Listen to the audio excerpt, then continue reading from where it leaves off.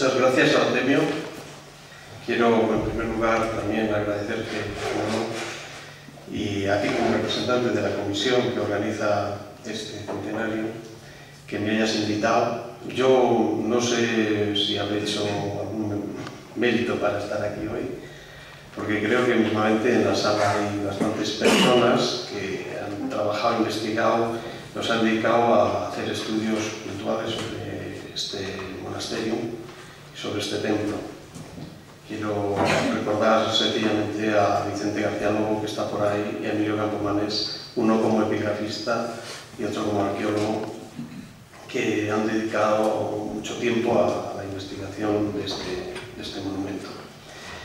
Yo lo que, bien, cuando me plantearon, o me planteasteis venir aquí a contar algo sobre San Miguel de Escalada, pues, bueno, se me produjeron bastantes dudas, es decir, bueno, ¿qué es lo que yo puedo aportar? ¿Qué es lo que yo puedo decir?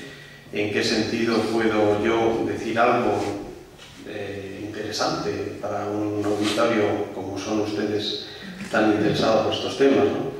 Bien, sencillamente yo lo que quiero hacer a partir de ahora es un repaso sencillamente por los avatares históricos de los últimos 2 siglos del monasterio. No voy a hablar ni de la fundación, ni de la historia, ni de las etapas constructivas. Yo simplemente quiero decir o quiero esquematizar un poquito por qué es un monumento o qué es un monumento nacional y por qué creo yo o que de alguna forma San Miguel de Escalada se declaró en su día monumento nacional histórico-artístico.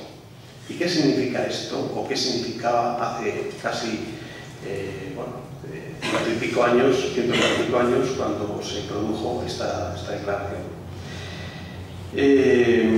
Después intentaré hacer un repaso de los avatares del edificio, no ya, como decía el señor prior, que es un templo, fundamentalmente es un templo. Hombre, yo creo que a las alturas en las que estamos hoy día, evidentemente es un templo que además ha recuperado la liturgia, no siempre la tuvo en estos últimos años, pero creo que es mucho más que un templo. Hoy día, en la sociedad del siglo XXI, en la sociedad religiosa y fundamentalmente tenemos que reconocerlo, muy laica en la que vivimos, es más que un templo donde se practica la liturgia. Es un bien cultural, un bien patrimonial, un bien arquitectónico en el que se identifica la sociedad del siglo XXI. Es un bien que porta unos significados y unos significantes muy específicos que le llaman la atención a mucha gente, tanto a la gente culta como a la gente que no está tan cultivada, a la gente que comprende o que conoce la arquitectura, a gente que comprende y conoce el arte, a gente que comprende y conoce la arqueología, sino a un público muy variado. Y de hecho las excursiones que todos los días visitan el propio monasterio están diciendo eso, es decir, están diciendo que es un elemento cultural, que evidentemente, y eso no se puede negar, que tiene un origen religioso y que su función principal actual es también religioso, pero que es portador de unos significados mucho más importantes. No sé, depende para quién, más amplio, voy a decir, para no comprometer a ningún sector. Bien, como les digo, lo que voy a hacer es un repaso general de todo este caldo de cultivo histórico que dio a la sociedad a declarar monumentos histórico-artísticos, y después haré un repaso muy rápido por las intervenciones de restauración en el monasterio que se han producido en estos últimos 150 años aproximadamente. Para después concluir, y eso lo quiero dejar casi para la fase de intervención entre ustedes y nosotros, es decir, donde abramos el diálogo entre ustedes y nosotros, unas reflexiones sobre lo que se debería hacer o qué se debería hacer o qué proyección pensamos que tiene un monumento de estas características en el siglo XXI. Es decir, buscar lo que tengamos que hacer a partir entre, como dijo el señor Prior, entre esa cooperación necesaria e indispensable, y más en tiempos en los que las economías no están precisamente muy brillantes. En primer lugar, quiero leerles, porque me parece muy significativo, el boletín de la Real Academia de la Historia dio cuenta, en 1886, de la declaración como Monumento Nacional de San Miguel de Escalada. Y quería leerles porque es muy esclarecedor. Bien, dice que el excelentísimo señor, Su Majestad la Reina, regente del Reino, de conformidad con lo propuesto por la Real Academia de Bellas Artes de San Fernando y teniendo en cuenta la importancia histórica y artística de la iglesia de San Miguel de Escalada en la provincia de León, ha tenido a bien disponerse a declarada Monumento Nacional, quedando bajo la inmediata inspección de la Comisión de Monumentos de aquella localidad. De real orden, para su conocimiento, el 26 de febrero de 1886. El informe que transmite la Real Academia de Bellas Artes de San Fernando viene a recoger lo que la Comisión de Monumentos dice en esos momentos, ¿no? Entonces dice que existe en la provincia de León un monumento arquitectónico que, si es pequeño por sus dimensiones, es grande e importante por su mérito artístico y por los recuerdos históricos que atesora. Y dice más: cuando huyendo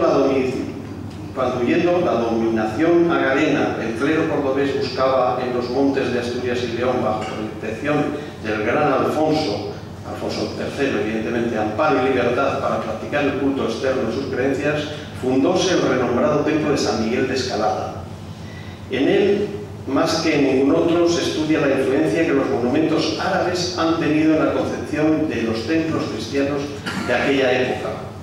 Impresionados, sus autores modificaron algo el estilo latino-bizantino. Fíjense que en ese momento el término mozárabe todavía no estaba generalizado, naciendo el estilo que algunos escritores calificaron de mozárabe.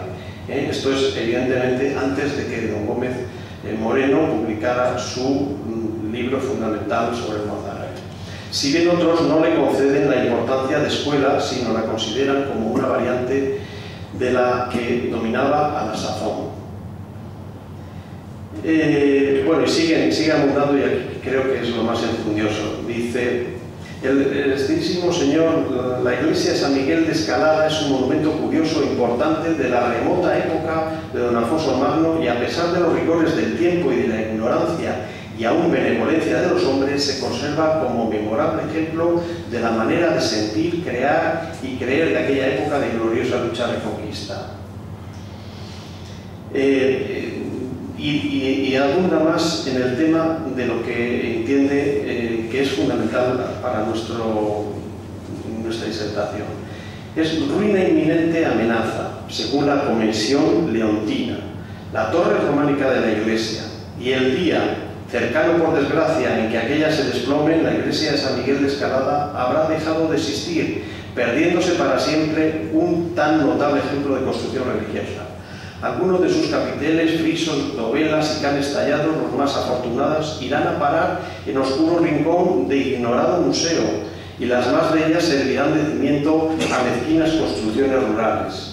Estas consideraciones movieron el ámbito de la Comisión Provincial de Monumentos Históricos y Artísticos de León para dirigirse a esta Real Academia en demanda de protección y apoyo cerca del gobierno de Su Majestad, para que, declarado monumento nacional, la iglesia de San Miguel de Escalada en la provincia de León se ordene su estudio y restauración a un arquitecto de reconocida idoneidad y especiales conocimientos arqueológicos, salvando de la ruina tan preciado monumento.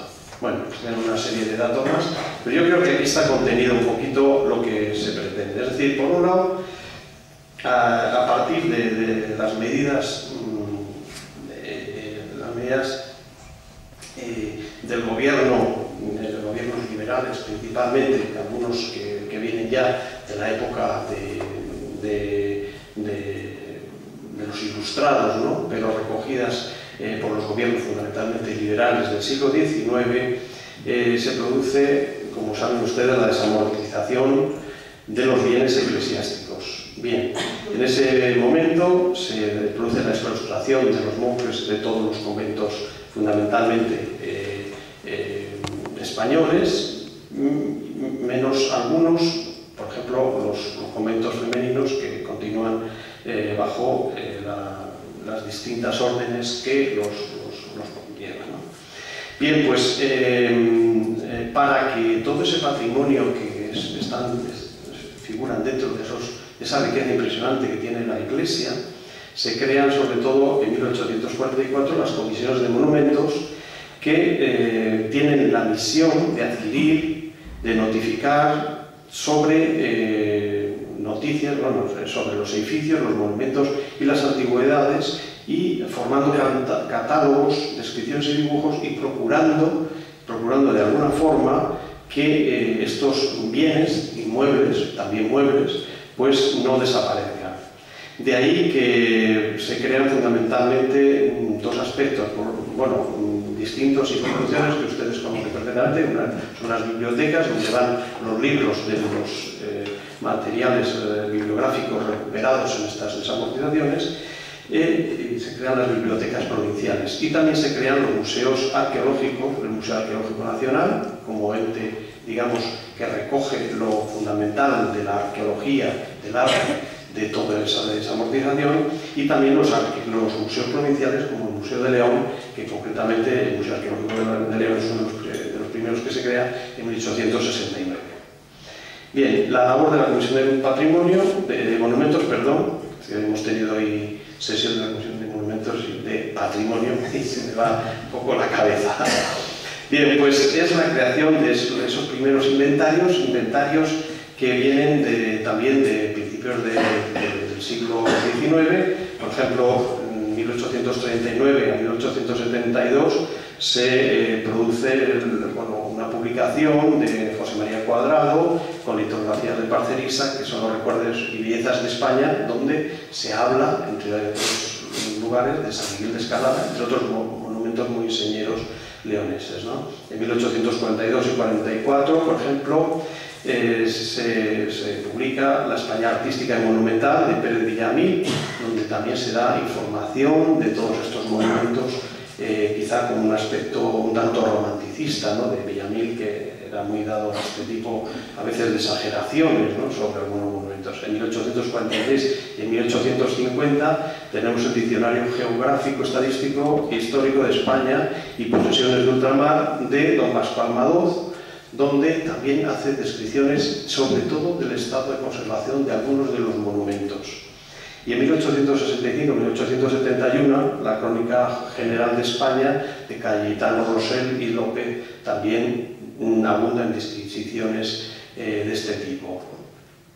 En 1900, el Ministerio de Instrucción Pública y Bellas Artes ordena el catálogo monumental y artístico de toda España, cuestión que concretamente en León, como saben ustedes, se le adjudicó o se le encargó expresamente a don Gómez Moreno, Manuel Gómez Moreno, quien lo realiza entre 1906 y 1908 y lo publica el Ministerio en 1925. Es decir, que ahí, en todas estas publicaciones,